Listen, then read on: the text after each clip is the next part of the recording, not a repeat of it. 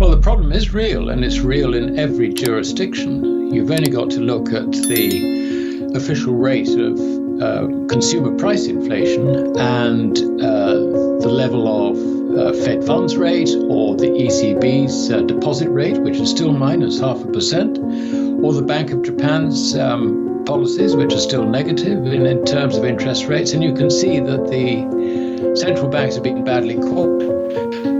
As to the point as to whether they can rescue the system, I fear not. You may have noticed that I think it was about 2 weeks ago, the Fed announced that the unrealized losses on its holdings of US Treasuries and agency debt were $330 billion. Now that compares with the Fed's balance sheet equity of $50 billion. So that is wiped out on those figures 6 times over. Now that was March.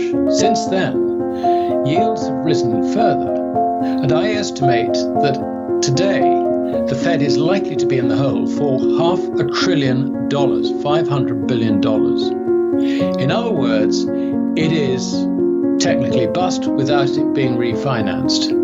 Now, the Fed can refinance itself. It can refinance itself very, very simply. And it does that by lending money to the federal government, and the federal government applying those funds back onto the Fed's balance sheet, not in the form of a deposit, but in the form of equity. So, problem solved.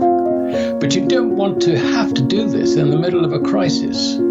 It's really not the best thing to do. The problem is far more acute elsewhere, and I particularly refer to the position of the ECB and the Bank of Japan. We have seen both the euro and the yen collapse in value against the dollar in recent weeks, and there are very good reasons for this. If we look at the yen, the Bank of Japan has tried to draw a line on rising yields, insisting that the yield on the 10-year JGB must not rise above 0.25%. 0.25%! And we've got raging inflation around the world, raging inflation measured by CPI. They are clearly drawing a line in the sand, which means that they will sacrifice their currency. And this is why the yen has been collapsing. Furthermore, the Japanese banks are very highly leveraged. Their asset-to-equity ratio is absolutely staggering. I mean, I've got the figures here because I've been writing about this for an article to be published tomorrow. Mitsui, asset-to-equity ratio, 62 times. Can you believe that? Wow. I remember you were talking to us 20 to 30 times just a few months ago, and that was concerning to you. That was concerning. And Sumitomo Mitsui, 48 times. And Mitsubishi UFJ, 40 times. Those are the 3 global systemically important banks in Japan.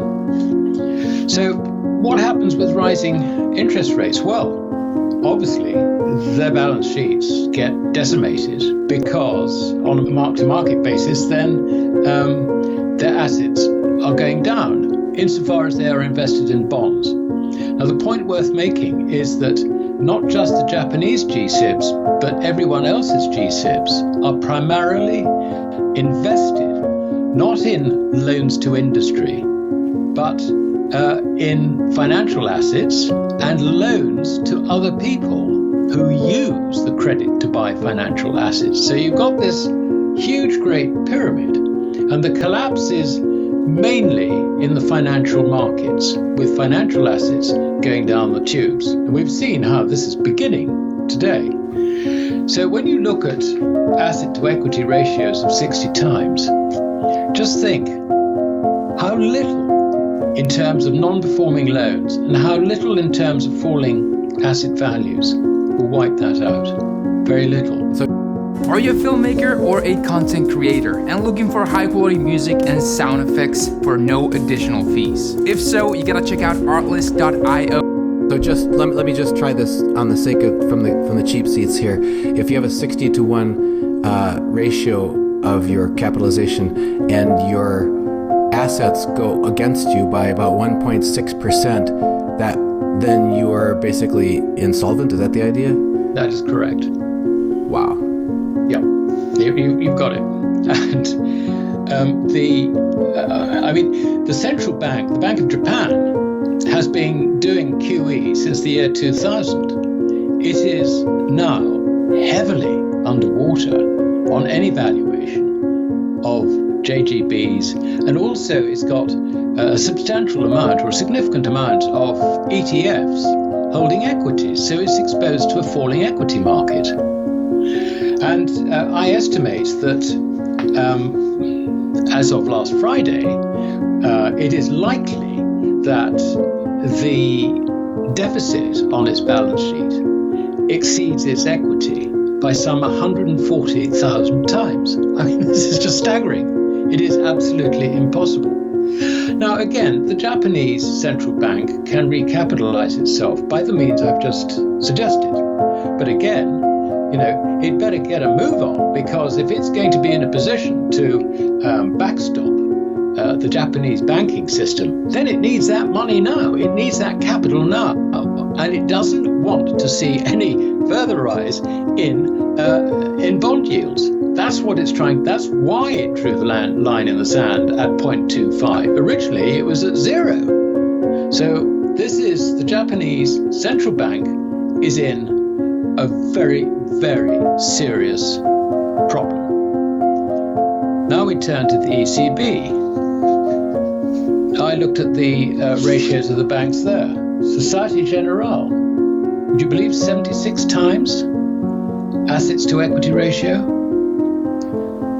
Groupe Crédit Agricole, 75 times. Deutsche Bank, 69 times. After that, we get into sort of slightly more, or slightly less surreal territory, let me put it that way. We're looking at BNP Paribas, 46. Unicredit, which is the big Italian bank, 44. Santander, the Spanish bank, 36. Ingroup, which is a relatively conservative business, 26 times. These are very serious issues. And they have a difficulty recapitalizing themselves as individual banks, which they can do. They could do the same situation, if you like, as the central banks. But the problem is that all these banks are at price-to-book ratios which are well under 1. I mean, if you look at SocGen, that's a discount of 30% to book value. And Groupe Crédit Agricole is, that's, actually, Groupe Crédit, that's 80% discount. That's even worse. I mean, these figures, how do you raise money in these circumstances? But it also explains why these banks have been buying in their own shares, because on a balance sheet basis, it looks like jolly good value. If you can buy back your equity at 30 cents in the dollar or 30 cents in the euro, then, why not?